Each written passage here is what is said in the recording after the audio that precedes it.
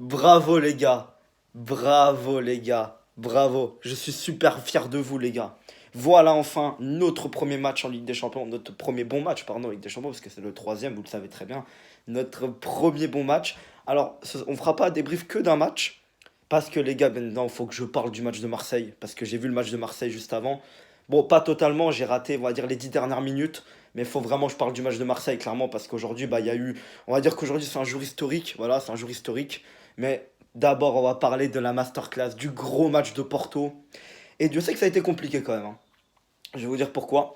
Les gars, première mi-temps assez compliqué, même si on a plutôt dominé, hein. Dans l'ensemble, on a dominé. Mais quand même, ça a été compliqué. Leverkusen a quand même eu le ballon, ils ont eu des occasions, voilà, ils ont eu un peu tout supérieur à nous. Mais au final, on est quand même pas dégueu, puis on est plutôt bon. Bon, déjà, on fait un bien meilleur match que contre Bruges, hein. Même rien qu'à la première mi-temps, hein, bien sûr, parce que si je parle de tout le match, bah alors là, bah, l'écart, il est encore plus gros. Et bien sûr, il faut que je vous parle de club de Bruges Atlético. Même si j'ai pas vu le match, je vous parle du score.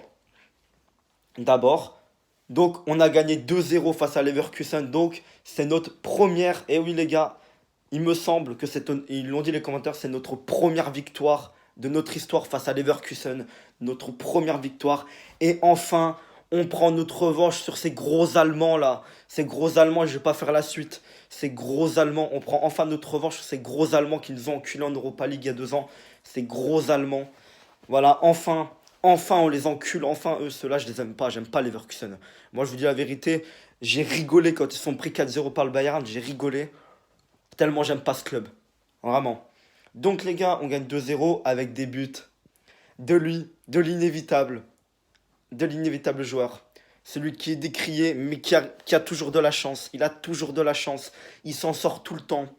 Bien sûr, El Grande Zaidou, bien sûr, qui a marqué le premier but. Et ensuite Galeno qui a mis le deuxième but. Donc du coup, bah, très belle victoire. Après notre victoire face à Braga qui a été incroyable, eh ben, on enchaîne face à Leverkusen. Donc clairement, la trêve internationale nous a définitivement fait du bien. On vient avec une toute autre ambition. Et Conceição, en tout cas, s'il y a eu des problèmes, en tout cas, il a bien repris son vestiaire en main. Parce que on dirait que ces consignes, elles fonctionnent de nouveau. Et c'est à peu près comme avant. Voilà, c'est à peu près comme avant. C'est même comme avant. Mais en fait, en première mi-temps, c'était compliqué. J'ai l'impression qu'on n'arrivait pas trop à développer notre jeu. Par contre, en deuxième mi-temps, là, j'ai retrouvé le beau jeu de Porto. Là, j'ai retrouvé un très bon jeu qu'on a la plupart du temps en championnat à domicile. Un très bon jeu de passe. Bon, après, tu me diras, en championnat, c'est facile, hein. Voilà, à part contre Braga, où bon, Braga, c'est quand même une très bonne équipe qui débute très bien sa saison. Donc, forcément, ça m'a quand même surpris qu'on joue aussi bien. Compte tenu des premiers matchs, des matchs avant la trêve qui étaient catastrophiques, bah, ça m'avait surpris.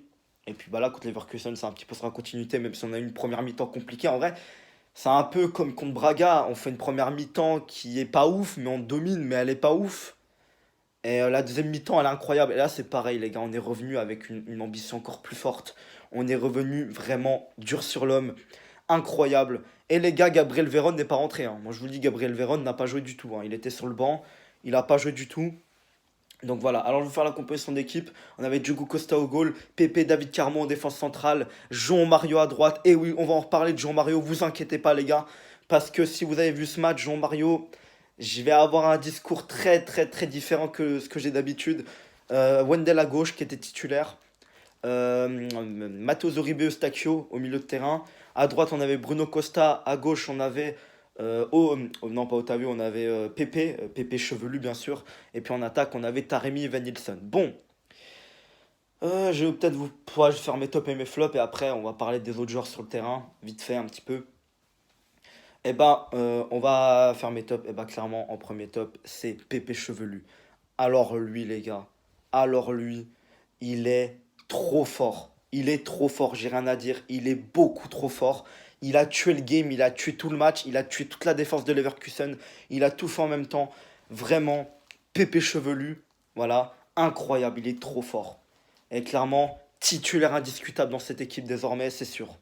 Titulaire indiscutable, que ce soit en défenseur droit, en attaque, il est incroyable partout. Il est incroyable ce mec. Il est trop fort. Voilà. Il a fait encore une masterclass, il a dribblé tout le milieu de terrain, il a enculé toute l'équipe de Leverkusen. Voilà. Il a tout niqué, c'était le meilleur joueur du match. Pour moi, c'est l'homme du match, hein, Pépé Chevelu, c'est l'homme du match. Ensuite, bah les gars, je suis obligé de le mettre Diogo Costa. Diogo Costa, alors lui, il a fait l'arrêt sur le penalty de Patrick Schick. Il a fait l'arrêt qu'il fallait parce qu'il y avait 0-0 à ce moment-là. Alors, les gars, c'est une histoire cruelle, hein, parce que ça aurait pu être cruel parce que on avait marqué. Alors, Pépé, pardon. David Carmo fait vraiment la main, malheureusement. Et Diogo Costa la capte. Après, Diogo Costa la relance et il y a le but de Mehdi Taremi 1-0 pour Porto. Sauf que l'arbitre, il a vu, et bon, c'est surtout ces gros Allemands là qui ont protesté, ces gros enculés, hein. Et bah, du coup, bah, il y a eu penalty. Donc, du coup, but Taremi aligné 0-0. Et ça aurait pu faire 1-0 pour Leverkusen. Mais Diogo Costa qui a fait la parade qu'il fallait. Et encore, cet enculé d'arbitre, il a failli refaire tirer le penalty. Mais au final, Diogo Costa avait bien un pied sur la ligne. Il a même les deux pieds sur la ligne. Il avait les deux pieds sur la ligne, pardon. Donc voilà. Donc deuxième top pour moi. Et puis pour moi en troisième top, honnêtement, franchement, en vrai c'est compliqué. En vrai c'est compliqué.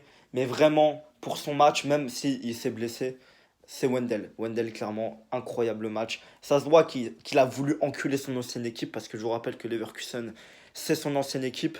Donc, eh ben, il a voulu les enculer totalement. Et puis il a réussi, hein. Il a clairement il a contenu Frimpong, voilà. Frimpong, il l'a mis dans sa poche, clairement. Moussa Diaby aussi. Bon, bah voilà, hein, clairement, Wendell a fait un très gros match, voilà, clairement, avant sa blessure, qui a fait rentrer Zaidou. Et les gars, la morale de l'histoire, c'est que Zaidou, je voulais pas qu'il rentre. Je voulais clairement pas qu'il joue Zaidou. Moi, j'avais dit, il y avait 0-0 à ce moment-là.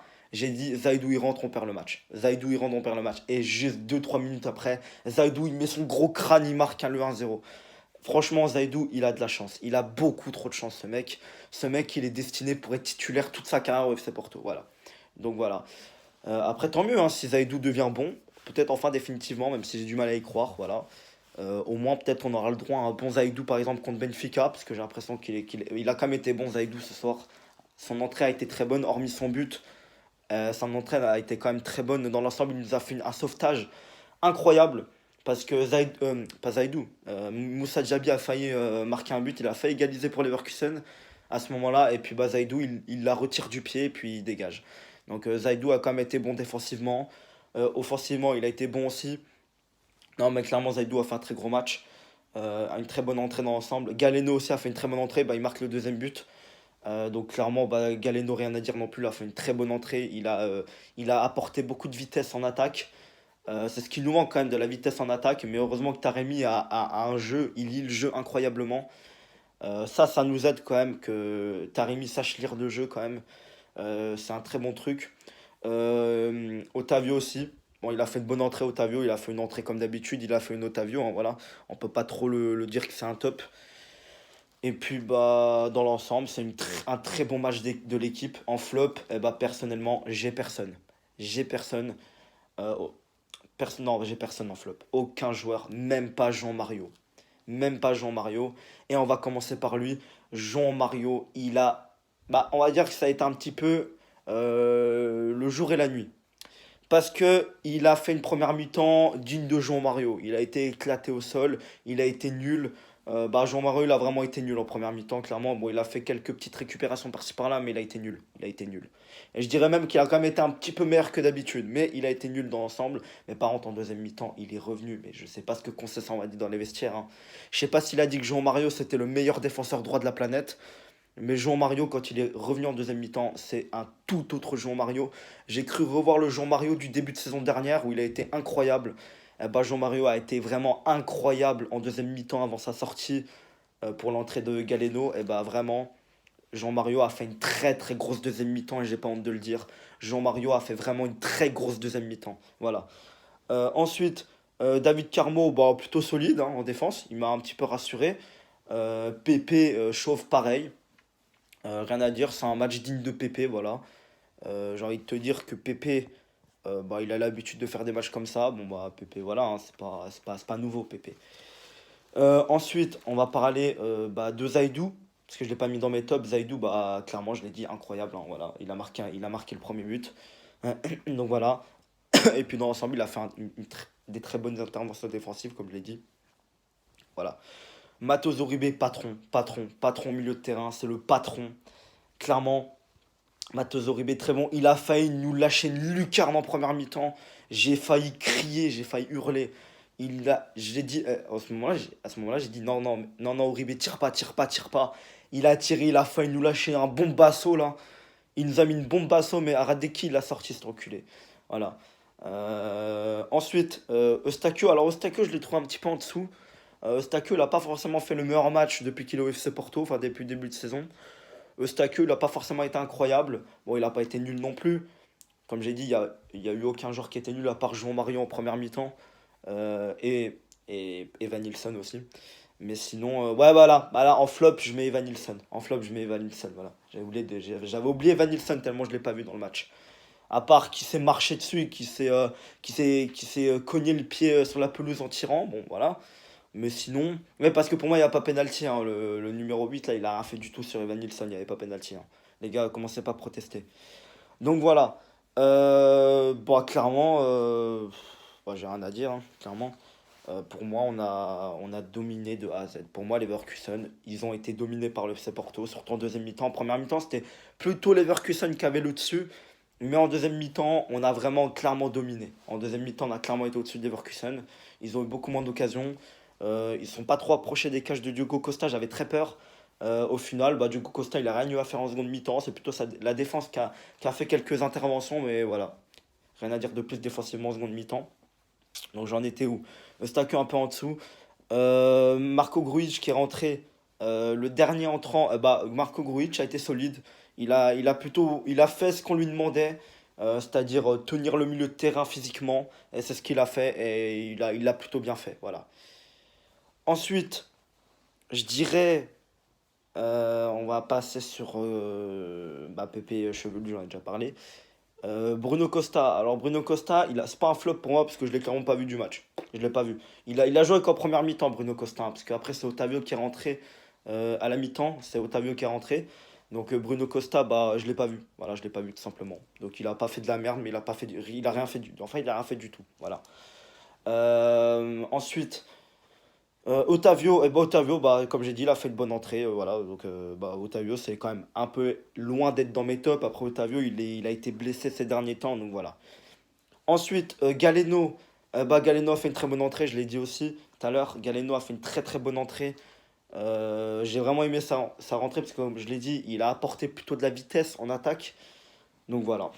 Taremi, comme je l'ai dit, bah, très très bon match hein, dans l'ensemble. Il avait mis un but, mais malheureusement, il y avait eu la main de Carmo juste avant.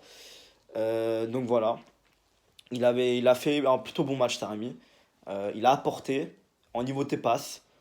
Donc voilà. Et puis, bah, comment Evan Nilsson, bah, pour moi, c'est le flop du match. C'était le pire joueur sur le terrain. Voilà, clairement. Evan Nilsson, il apporte rien comme d'habitude. Evan Nilsson, je commence vraiment à en avoir marre. Vraiment, il commence à rien faire du tout. La saison dernière, c'était une promesse. La saison dernière, j'avais beaucoup de promesses sur lui. J'espérais beaucoup de lui. Il était très bon la saison dernière. Mais vraiment, cette saison, je le reconnais plus, Evan Nilsson. Je le reconnais plus du tout. Il est devenu nul, Evan Nilsson. Il est devenu nul. Voilà. Si Taremi le sert pas but vide, il marque pas, Evan Nilsson. Hein. Qu'on soit clair, il marque pas. Donc voilà. Et puis il pèse même pas sur la défense. Voilà. Et puis Tony Martinez. Tony Martinez, bah pour moi, il a fait une bonne entrée, mais il n'a pas forcément été exceptionnel. Voilà. Tony Martinez, il a pressé, il a eu la rage, comme d'habitude. Voilà.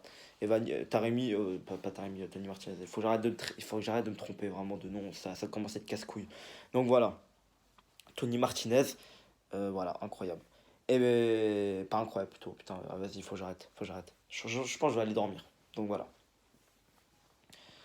Bon, du coup, demain, je vais pouvoir arriver sereinement en maths. Ah oui, parce que on est mardi.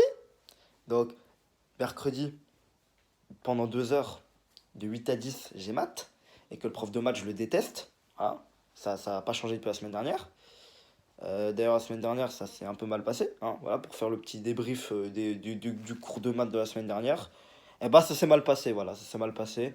Bon, ça s'est pas passé catastrophiquement, mais voilà. Et puis bah du coup là demain du coup j'espère que ça se passera bien. Je pense que je serai de bonne humeur demain matin. Bah vu le match qu'on a fait, clairement je peux pas être autre chose que de bonne humeur. Donc bah du coup demain le prof de maths il pourra être tranquille. Je vais pas commencer à m'énerver sur lui. Je vais pas commencer à l'insulter. Bien sûr non je l'insulte pas parce que sinon je me fais exclure du cours. Puis je me fais exclure tout court à mon avis. Donc voilà. Bon bref. Voilà donc on va parler. Bah du coup Bruges a gagné 2-0 face à Atlético Madrid. Ah, l'Atlético Madrid il pue la merde. Ils me foutent la rage. Ils me foutent la rage. Ils savent gagner que contre le FC Porto, sinon ils savent pas gagner. Ils ont perdu déjà contre Leverkusen au dernier match. Et là, ils perdent encore 2-0 face à Bruges. Bon, Bruges, c'est quand même la meilleure équipe du groupe. Pour moi, c'est clairement incontestablement Bruges. C'est incontestablement la meilleure équipe du groupe. Et les gars, vous faites le compte. Alors, je sais pas si Porto est passé devant, mais non, Porto, je crois que Porto, on est toujours dernier. On est toujours dernier, je crois. Je crois qu'on est toujours dernier, Porto. 3 points. Leverkusen, 3 points. Atlético Madrid, 3 points. Je crois que c'est Leverkusen qui est deuxième, il me semble. Ou je sais plus. Je sais pas. Je sais pas. Euh, donc du coup, Porto 3 points, Leverkusen 3 points, Atlético Madrid 3 points et Bruges 9 points. Les gars, Bruges, ils vont se qualifier, les gars. Bruges, ils vont aller en huitième de finale. Et on sait très bien que nous, le FC Porto, on affronte qui à la dernière journée? On affronte l'Atlético. Donc si on gagne le match contre Leverkusen, contre Bruges, chez eux, ça va être très compliqué, les gars. Vraiment, ça va être très compliqué. Il faudra vraiment être très bon, très très bon. Et il faudra être 100 fois meilleur que contre Leverkusen. En vrai, je pense qu'on n'a pas besoin d'être 100 fois meilleur que Leverkusen en vrai. Pour la deuxième mi-temps, mais en tout cas la première mi-temps, faudra pas faire une première mi-temps mi-tocard comme on a fait comme Leverkusen. Voilà. Faudra vraiment être bon de la première à la 90e minute. Et au coup de sifflet final, faudra être irréprochable. Contre Bruges, si on veut espérer quelque chose. Donc là, les gars, l'Atlético, pour moi, ils sont largement prenables. Surtout à l'extérieur, ils sont éclatés, ils puent la merde. Mais sauf que ce sera la dernière journée. Voilà, l'Atlético, ils seront dans la merde, on le sait très bien. L'Atlético, ils seront pas qualifiés à la dernière journée. On le sait très bien. Et puis si à la dernière journée ils sont qualifiés, bah, le FC Porto n'aura plus qu'à espérer l'Europa League parce que je vois pas Bruges se faire rattraper. Honnêtement, je vois Bruges battre. Alors, ça va être compliqué. La semaine prochaine, l'Atlético jouera contre Bruges à domicile chez eux. Ah, honnêtement, Bruges, ça va être compliqué, mais je pense qu'ils peuvent faire quelque chose. En vrai, Bruges, ils nous font une Ajax comme la. Ils nous font une Ajax la saison dernière. L'Ajax, on les voyait pas du tout finir dans les premiers. On les voyait finir deuxième, je crois, l'Ajax. Bah là, non, Bruges, c'est encore pire. On les voyait finir troisième dernier. Et Bruges, ils impressionnent. Bruges, ils impressionnent clairement. 3 victoires en 3 matchs. Pour moi, Bruges, c'est la qualification dès le prochain match. S'ils battent l'Atlético, c'est la qualification. Donc voilà, même si le FC Porto gagne tous ses matchs jusqu'à la fin, et bah du coup, Bruges, on sera à 12 points comme Bruges. Et que Bruges perd hein, tous ses autres matchs, bien sûr. Bah, on sera à 12 points. Et les gars, vu la branlée que Bruges nous a mis à domicile, on passera pas devant eux. Je peux vous le jurer on leur mette pas 4-5-0 chez eux. Hein. Non, non, non, jamais. Jamais de la vie. Si on gagne 1-0, si on gagne par un but d'écart à l'arraché sur un penalty, je suis l'homme le plus heureux du monde, hein, je vous le dis. Hein. Donc voilà. Pour moi, Atletico, il pue la merde. Leverkusen, il pue la merde. Donc voilà. Et bah, même ça va être compliqué, attention, faudra encore mieux jouer chez eux que chez nous. Ils ont été chez nous quand même. Après, c'est vrai que chez nous, ça veut rien dire. Hein. En Ligue des Champions, on se fait éclater à l'extérieur comme à domicile. Donc ça veut rien dire. Donc voilà. Donc pour moi, il faudra faire un gros match contre Leverkusen. Il faudra être irréprochable contre Bruges. Et il faudra être irréprochable contre Atletico. Donc franchement, bah, c'était peut-être le match le plus simple qu'on a joué. Là, c'était peut-être le match le plus simple qu'on a gagné. Contre la pire équipe du groupe. À domicile, je pense qu'honnêtement, c'était le match le plus simple. Maintenant, on n'aura pas 0 point. Pas 0 point, les gars. On fera pas comme Benfica il y a 5 ans. Pas 0 point.